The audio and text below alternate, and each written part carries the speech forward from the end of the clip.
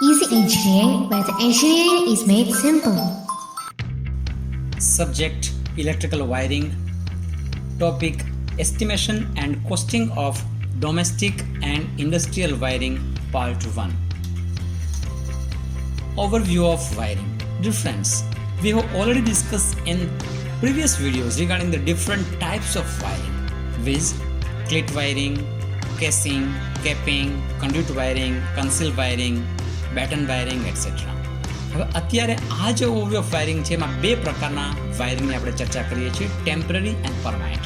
ખૂબ થોડા સમય માટે કોઈ વાયરિંગ કરવાનું હોય, જેમ કે મેળા મંડપ છે અથવા ટેન્ટ છે, તો એવી જગ્યાએ ટેમ્પરરી વાયરિંગ કરીએ છીએ. જ્યારે પરમાનન્ટ એટલે આપણું ઘર છે, કોઈ ઇન્ડસ્ટ્રીઝ છે, એવી જગ્યાએ લાંબા સમય માટે વાયરિંગ રાખવાનું હોય, લોડ ફિક્સ હોય, એવી જગ્યાએ આપણે પરમાનન્ટ વાયરિંગ પ્રિફર કરીએ છીએ. હવે સિલેક્શન ઓફ વાયરિંગના ટાઈપ્સ કોના પર આધારિત રહેશે? એ કન્વિનિયન્સના આધારે હોઈ શકે છે. જેમ કે સૌરાષ્ટ્રનો કાંઠાળ વિસ્તાર હોય ત્યાં ખારાશનો ભાગ વધારે છે. In that case we can never prefer metal conduit wiring. શા માટે? બિકોઝ ત્યાં ખારાશને કારણે, ઓક્સિડેશનને કારણે you will have to replace the metal conduit now and again. પછી financial capacity also plays very important role. For example, તમારી ઈચ્છા છે કે તમારે કન્સીલ વાયરિંગ કરાવવું. કન્સીલ મીન્સ દિવાલની અંદર જરી નાખીને વાયરિંગ કરાવવું, પણ financially you are not sound, so will have to let go that idea. Weather ખારાશવાળો ભાગ છે, મીઠું વિસ્તાર છે, વગેરે વગેરે, એવા જગ્યાએ તમે મેટલ કન્ડ્યુટ વગેરે વાપરી શકતા નથી. કેમિકલ ઇન્ડસ્ટ્રીઝ છે તો એની અંદર તમે બેટન વાયરિંગ વાપરી શકતા નથી. સો ડિપેન્ડ્સ ફેશન અથવા ટ્રેન્ડ કેવો ચાલે છે, લોકોને શું પસંદ છે. એક સમય હતો જ્યારે બેટન વાયરિંગ જે છે એની બોલબાલા હતી. હવે અત્યારે કન્સીલ અથવા તો કેસિંગ કેપિંગ જે છે એ વાયરિંગ વધારે વપરાય છે. ટેકનિકલ રીઝન્સ પણ હોઈ શકે છે. હમણાં જે પ્રકારે કીધું કે કેમિકલ ઇન્ડસ્ટ્રીઝ હોય, કેમિકલ ફ્યુમ્સ નીકળતી હોય તો અમુક પ્રકારના વાયરિંગ જે છે અનુકૂળ ના પડે. ઇલેક્ટ્રિકલ સપ્લાય કોઈ જગ્યાએ માનો કે અવારનવાર ભેજને કારણે શોર્ટ સર્કિટના પ્રોબ્લેમ થતા હોય તો મેટલ કન્ડ્યુટ અનુકૂળ ના પડે. Will have two prefer PVC conduit capping, PVC conduit wiring or PVC casing capping. So it depends upon the technical reasons you will have to select. Social and cultural reasons હોઈ શકે છે, trend આસપાસના વિસ્તારનો શું હોઈ શકે છે, અને વાયરિંગનો લુક કેવો આવે છે. આપણે થાય પ્રશ્ન કે આ મેટર કરે છે, બટ હા, લોકો આ વસ્તુ પણ પ્રિફર કરે છે, જોઈ છે કે કેવો લુક છે એના આધારે પણ નક્કી કરે છે. નેક્સ્ટ, બીજી રીતે પણ ક્લાસિફાય કરી શકીએ છીએ વાયરિંગના ટાઈપ્સને, ડોમેસ્ટિક અથવા industrial.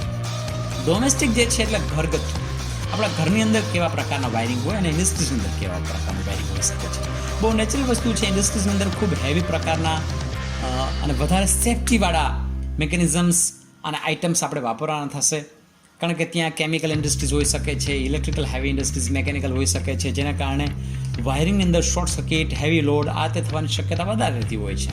and one will have to completely follow the rules and regulations. જ્યારે ડોમેસ્ટિકની અંદર આટલો મોટો લોડ હોતો નથી. પણ બ્રોડલી આપણે એવું કહી શકીએ કે ડોમેસ્ટિકની અંદર બે પ્રકારના ભાગ પડી શકે છે, એક લાઇટિંગ સર્કિટ અને બીજું પાવર સર્કિટ. લાઇટિંગ સર્કિટની અંદર આપણા ફેન્સ, ટ્યુબ્સ વગેરે આવી શકે છે, જ્યારે પાવર સર્કિટની અંદર મોટા લોડ જે છે એ આવી શકે છે. પણ એની પહેલાં આપણે જોઈએ કે કોઈ વાયરિંગ કરવું હોય તેની સૌથી પહેલાં આપણે એનો લેઆઉટ પ્લાન બનાવવો પડે છે. લેઆઉટ પ્લાન શા માટે એટલો અગત્યનો છે તમે વિચારી શકો છો? વિચારો બે કરી કે why layout plan of a wiring is so important. Yes, there are reasons. સૌથી પહેલા તો to work out manpower and material. કેટલા માણસો જોશે કામ કરવા માટે, કેટલું મટીરિયલ જોશે. પછી ત્યારબાદ આવે છે કે કેટલો ખર્ચ થશે. દેન લેઆઉટ એટલા માટે પણ જરૂરી છે કે to find out faults in future, કારણ કે એનો લેઆઉટ હશે, એક ડિઝાઇન બની હશે તો તમને ખબર પડશે ફ્યુચરમાં કે અહીંયાથી વાયર નીકળ્યો છે, આટલા એમ્પિયરનો નખાણો છે, અથવા તો આ ફ્યુઝ એટલા એમ્પિયરનો નખાણો છે, આ વાયર એટલા સ્ક્વેર એમએમનો નખાણો છે. એ જોઈ અને તમને આઈડિયા, આખું ડિઝાઇન તમારા મગજમાં સામે ઉભરી જાય કે આ ફોલ્ટ્સ હોઈ શકે છે. તમે કઈ રીતના માનો કે ડિઝાઇન બનાવો પછી કામ કરશો, આખું તમારા પ્લાનની એક દિશા નક્કી થઈ જાય, અને છેલ્લે સેફ્ટી મિકેનિઝમ ક્યાં ક્યાં મૂકવા યોગ્ય છે આખું વાયરિંગના લેઆઉટના આધારે નક્કી થઈ જાય. So this is very important. Now what is sub circuiting? Sub circuiting એટલે division of wiring in small part. તમારા ઘરની અંદર જે વાયરિંગ આવ્યું છે, જે સપ્લાય આવ્યો છે, સપ્લાયને આપણે નાની સર્કિટમાં વહેંચી નાખીએ છીએ. શા માટે? તો કે આનાથી વાયરિંગ ઘણું સહેલું થઈ જાય છે, વાયરિંગની રિલાયબિલિટી વધી જાય છે, સેફ વધારે થઈ જાય છે, અને સૌથી મોટી વસ્તુ વોલ્ટેજ ડ્રોપ ઓછો થાય. એક ને એક બે વાયર જે છે ગામમાં પહેલાં આવે ને છે કાકા ગામમાં ફરીને પાછા ત્યાં આવે તો તમે વિચારો મેઇન કંડક્ટર્સ છે એમાં કેટલો લોસ થાય છે વોલ્ટેજનો. વોલ્ટેજ ડ્રોપ થઈ જાય છે. એને કારણે પહેલાં ઘરે માનો કે લાઇટ થઈ જાય ટ્યુબલાઇટ, છેલ્લા ઘરે ટ્યુબલાઇટ ઉપડતી જ નથી, ચાલુ જ નથી થતી. આવું આપણે જૂના સમયમાં જોતા હતા, રાઈટ? એ જ વસ્તુ ઘરની અંદર લાગુ પડીએ તો આ રીતના થઈ શકે નહીં, આ યોગ્ય નથી. હરેક રૂમની અલગ અલગ સર્કિટ જવી જોઈએ. એ સિવાય હરેક હેવી લોડ જે છે એની સર્કિટ પણ અલગ હોવી જોઈએ. જેમ કે ઘરઘંટી છે, ટીવી છે, એસી છે, ફ્રીજ છે, એ જે હેવી લોડ છે, જે 15 એમ્પિયરના લોડ છે એની સર્કિટ અલગ જવી જોઈએ, અને લાઇટિંગ અને ફેનની સર્કિટ છે પણ અલગ જવી જોઈએ. હવે આપણે સર્કિટ ચર્ચા કરતા હતા વચ્ચે લાઇટિંગ અને પાવર સર્કિટ. હવે આ બે જે સર્કિટ છે, સબ સર્કિટ રેધર મોર પ્રિસાઇઝલી વી મે સે ઇટ, તો લાઇટિંગ સબ સર્કિટની અંદર મોટા ભાગે લાઇટ, ફેન અને 5 એમ્પિયરના પ્લગ્સ આવે છે. જ્યારે પાવર સબ સર્કિટની અંદર રેફ્રિજરેટર, ઓવન, હીટર, ગીઝર, એસી, આ બધી વસ્તુઓ જે છે એ પાવર સબ સર્કિટની અંદર આવે છે. આ સર્કિટ હંમેશા અલગ હોવી જોઈએ. શક્ય હોય ત્યાં સુધી આના ઇન્ડિવિજ્યુઅલી એક એમસીબી આપવા જોઈએ, જેથી કરીને ફોલ્ટ થાય એવા કેસીસની અંદર કન્સર્ન એમસીબી જે છે એ જ ટ્રીપ થશે અને તમને ફોલ્ટ ફાઇન્ડિંગ ઘણું ઇઝી થઈ શકશે. નાઉ વોટ ઇઝ લૂપિંગ? લૂપિંગ જે છે એ વાયરિંગનો ખૂબ અગત્યનો ભાગ છે. લૂપિંગથી તમારે વાયરની ઘણી બચત થાય છે. Looping is a method of wiring. અને હા, આમાં યાદ એ રાખવાનું છે કે ન્યુટ્રલ વાયર જે છે એ જ લૂપ કરવો જોઈએ. ફેઝ જે છે હરેક સ્વિચનો પોતે સેપરેટ જશે, ઇન્ડિવિજ્યુઅલ જશે. એટલે કોઈ પણ ઘરની અંદર ધારો કે 2 લેમ્પ છે તો બંને લેમ્પની સ્વિચ અલગ અલગ હશે. 2 લેમ્પ માટે બંને સ્વિચ માટે થઈ બંને લેમ્પ માટે બંને સ્વિચમાં થઈ અને એક ઇન્ડિવિજ્યુઅલ વાયર બંને લેમ્પ સુધી જશે. લેમ્પ 1 માંથી જે ન્યુટ્રલ નીકળે, રસ્તામાં આવતા બીજો લેમ્પ જ્યાં એને મળે છે ત્યાં લેમ્પ 2 નો ન્યુટ્રલ અને લેમ્પ 1 નો ન્યુટ્રલ બે ભેગા કરી દઈએ છીએ, અને આ રીતના બેયનો ન્યુટ્રલ જે છે એક જ આવે છે. Is it clear? બેયના ફેઝ અલગ જશે. શા માટે? જેથી કરીને અહીંયાથી એનું કંટ્રોલિંગ બોર્ડમાંથી સહેલું પડે. પણ જે કરંટ પાછો લાવે છે, રિટર્ન માટેનો જે વાયર છે, ન્યુટ્રલ વાયર છે, એ આપણે વચ્ચે જેટલા પણ માનો કે આવા લાઇટ લોડ્સ હોય એને આપણે લૂપ કરતા આવીએ, જોડતા આવીએ. આવું શા માટે થાય? એટલા માટે કે કંટ્રોલ અલગ અલગ આપવા માટે સ્વિચ અલગ રાખવી જરૂરી છે. પરંતુ તમે 1 સ્ક્વેર એમએમનો જ વાયર વાપરો હોય તો પણ એ વાયરની કરંટ કેરિંગ કેપેસિટી ઘણી વધારે છે, એટલે તમે વાયર જે છે બચાવી શકો છો. Now what are the standard size of wires and cables in mm²? આ ખૂબ જરૂરી છે અને આ બધાને બાય હાર્ટ હોવા જરૂરી છે. વાયરિંગના જ્યારે પણ તમે દાખલા ગણો તો ત્યારે તમને ખબર હોવી જોઈએ કે standard size of the wires and cables કેવી. ફોર એક્ઝામ્પલ, હું તમને એક બહુ સામાન્ય એક્ઝામ્પલ આપું. તમે ગણતરી કરો છો કે કોઈ રૂમની અંદર કેટલો પ્રકાશ જોઈએ, પછી તમને ખબર પડી કે પ્રકાશ આપણે અહીંયા જે છે એ આશરે 1800 લ્યુમેનની આસપાસ જોશે. 1800 લ્યુમેન એટલે ટ્યુબલાઇટની ગણતરી કરીએ અંદાજે તો આપણે 3 ફૂટની ટ્યુબલાઇટ થઈ જાય. હવે આખું માર્કેટ તમે ફેંદી મારો છે, you are not getting a tubelight of 3 feet. શા માટે?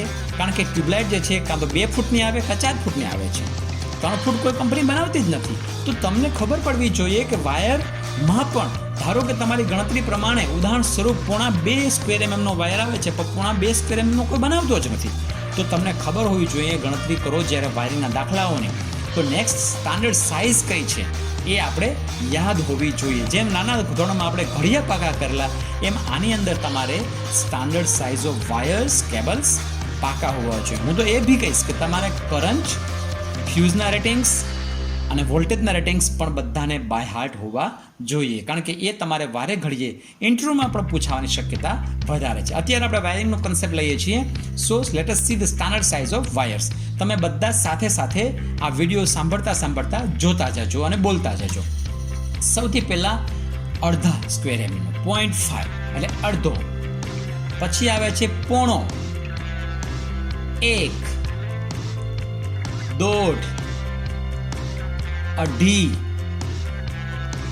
4, 6, 10, 16, સાથે સાથે બોલતા જજો, 25, 35,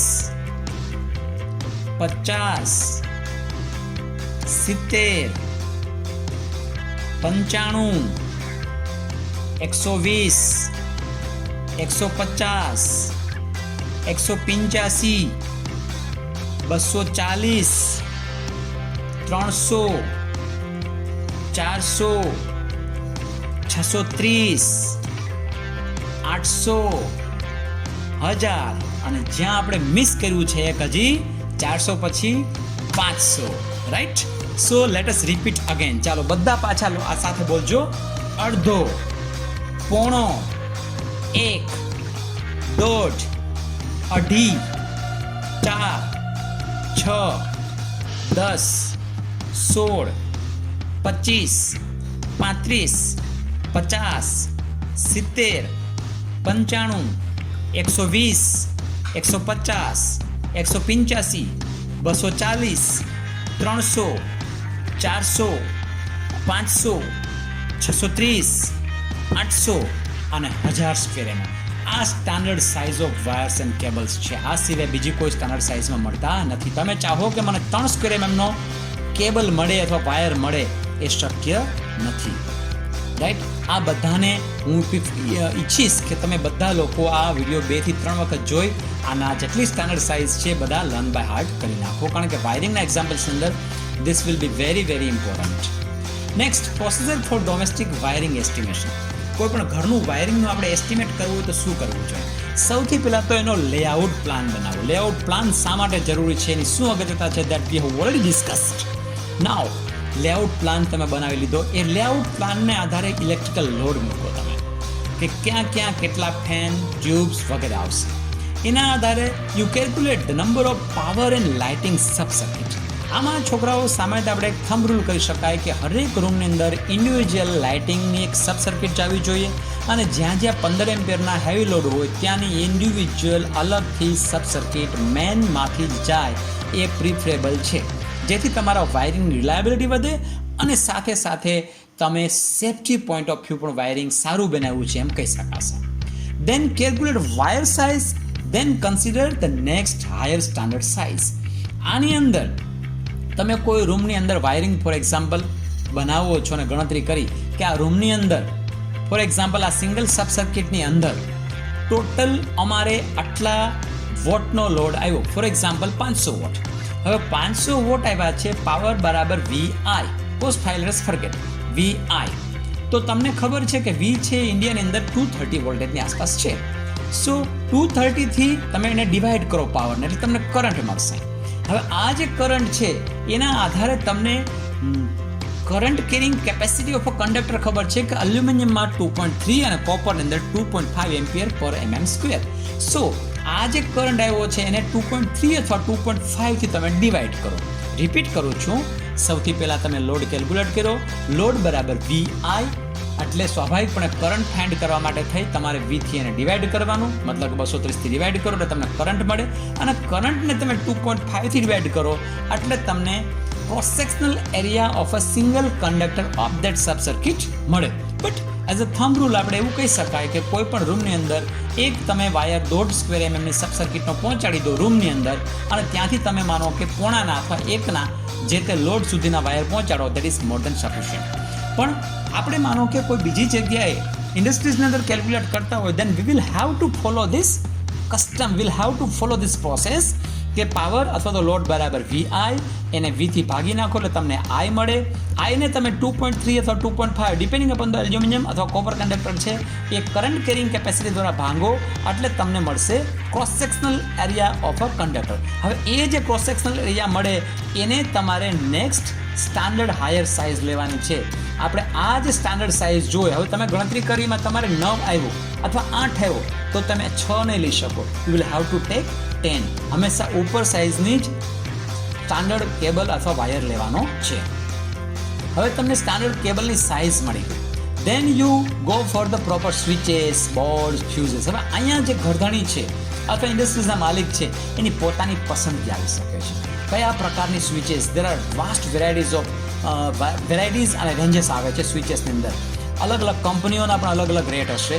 તો એના આધારે તમે સિલેક્શન કરો સ્વિચનું, બોર્ડનું, વાયરની કંપની અલગ અલગ હોઈ શકે છે.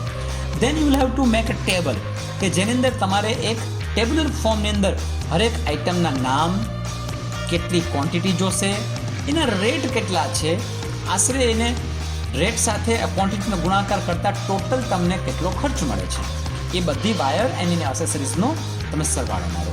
ત્યારબાદ લેબર અને મિસેલેનિયસ કોસ્ટ જે છે એ આશરે તમે માનો કે 20% આસપાસ કે 30% આસપાસ એમાં એડ કરો.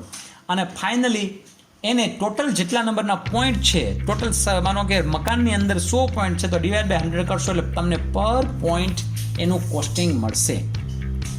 હા, આ જે આખી પ્રોસેસ કરી, આ આખી પ્રોસેસ જે છે પર પોઈન્ટ કેલ્ક્યુલેટ કરવા સુધીની થઈ અને આ મારી દૃષ્ટિએ તમને લેઆઉટથી લઈ અને નાની બધી આઇટમ આની અંદર આવી જાય છે. હવે ઇમ્પોર્ટન્ટ પોઈન્ટ્સ શું છે આમાં? સૌથી પહેલાં તો you will have two remember that you will have two always connect switch in a phase and never in neutral. શા માટે? કારણ કે જો તમે ન્યુટ્રલની અંદર સ્વિચ કનેક્ટ કરશો તો હંમેશા તમારો પાવર જે છે, સપ્લાય જે છે એ લોડ સુધી પહોંચશે. એટલે ત્યાં ક્યાંય પણ લીકેજ હોય તો તમારી સપ્લાય જે છે એ લીકેજ હોવાને કારણે આખી સપ્લાય જે છે શોર્ટ થઈ શકે છે અને તમને શોક લાગી શકે છે. વાયર અને બીજી એસેસરીઝ છે, you will have to use it proper rating. જો સબસિડીની રેટિંગ હશે, ઇન્ફિરિયર રેટિંગ ના હશે તો એ બળવાની શક્યતા ખરી. આઈએસઆઈ માર્કાવાળું જ મટીરિયલ લેવું જોઈએ. ફ્યુઝ જે છે પ્રોપર રેટિંગના હોવા જોઈએ. લાઇટિંગ અને પાવરની પ્રોપર સર્કિટ જે છે ત્યારે તમારે મૂકવી જરૂરી છે. અલગ અલગ લાઇટિંગની અને અલગ અલગ પાવરની સર્કિટ ખૂબ જરૂરી છે. અર્થિંગ વાયર મૂકવો ખૂબ જ મેન્ડેટરી છે. ઘણી વખત એન્જિનિયર્સ પણ અવોઇડ કરતા હોય છે કે ચાલશે, શું થઈ જાય, બટ એવું ના હોવું જોઈએ. Being a good electrical engineer you will have two prefer that each and every load જે છે એની બોડીને અર્થ હોવું જોઈએ, જેથી કરીને શોક લાગવાની શક્યતા આપણે ઘટી જાય. હવે આટલું થયા પછી I think you should be now ready to calculate a sum, right? શું રેડી છો બધા? હવે let's go for a sum. Draw a wiring layout, calculate material and costing for the newly constructed 3-bedroom hall kitchen bungalow. તમારા સ્ક્રીનમાં અત્યારે 3 bedroom hall કિચનનો બંગલો દેખાય છે. એ બંગલો નવો બન્યો છે. એની અંદર તમારે સૌથી પહેલાં વાયરિંગ લેઆઉટ બનાવવાનો છે. તમારે એનું મટીરિયલ કેટલું જોશે, એનો આશરે ખર્ચ કેટલો થશે અને ફાઇનલી પર પોઈન્ટ એનું કેટલું કોસ્ટિંગ બેસશે એ તમારે ગણવાનું છે. હવે આની અંદર વસ્તુ યાદ રાખવાની, મેં પર પોઈન્ટ કોસ્ટિંગ તમને કીધું છે, જરૂરત નથી. ટોટલ કોસ્ટ મળી જાય, મટીરિયલની મળી, પછી આશરે 30% જેટલી તમે મિસેલેનિયસ કોસ્ટ અને લેબર કોસ્ટ વગેરે ઉમેરી દો. ફાઇનલ લેઆઉટ આવી ગયો, આંકડો એક આવી ગયો, that is also more than sufficient. એટલે ત્યાં સુધી ચિંતા ન કરો તો પણ કમસે કમ ટોટલ જે ઘરધણીએ ખર્ચ કરવાના પૈસા કેટલા છે ત્યાં સુધી તો જવું જોઈએ. And one more thing, you are free to assume data and appropriate price at your own level and at your best thought. બરાબર છે? માર્કેટની અંદર ધારો કે એક સ્વિચની કિંમત છે એ 20 રૂપિયાથી ચાલુ કરીને 50-100 રૂપિયાની આવતી હોય છે. તમે એની અંદર જસ્ટિફાય કરી શકાય એવા આંકડા રાખવા જોઈએ. ફોર એક્ઝામ્પલ, એક સ્વિચ છે તો તમે 20 રૂપિયા લખો, 25 લખો, 30 લખો, દેટ ઇઝ જસ્ટિફાયેબલ. પણ તમે 2 રૂપિયાની સ્વિચ લખો અથવા 2000 રૂપિયાની સ્વિચ લખો, દેટ ઇઝ નોટ જસ્ટિફાયેબલ. બીજું, વાયરિંગ અથવા કોઈ પણ એસ્ટિમેશનના જેટલા બી સબ્જેક્ટ્સ છે છોકરાઓ, you will have to take care that એમાં ક્યારેય કોઈ બે છોકરાઓના જવાબ સરખા આવી શકે નહીં. કારણ કે હરેક વ્યક્તિ પોતાની રીતે અલગ અલગ વિચારશે. કોઈ સ્વિચની કિંમત 25 રૂપિયા વિચારે, કોઈ શકે છે કે 27 રૂપિયા વિચારે, રાઈટ? સો તમે તમારી પોતાની એક વિવેક બુદ્ધિથી કે સ્વિચનો ભાવ કેટલો હોઈ શકે છે, વાયરનો કેટલો હોઈ શકે છે, એ પોતે વિચારો. ના ખબર પડે તો સ્ટાન્ડર્ડ જે રેટિંગ્સ છે એના સ્ટાન્ડર્ડ રેટ ભાવ નેટની અંદર સર્ચ કરો સ્ટાન્ડર્ડ કંપનીના, અને એક અડસટ્ટો લઈ અને ફાઇનલી તમે આ દાખલો ગણવા પ્રયાસ કરો છો, રાઈટ? સો આના પછી આપણે એસ્ટિમેશન કોસ્ટિંગનો જ પાર્ટ 2 લેશું. ત્યાં સુધી આ તમે દાખલો ગણો. Thank you for watching such videos. Keep watching Easy Engineering. Thank you.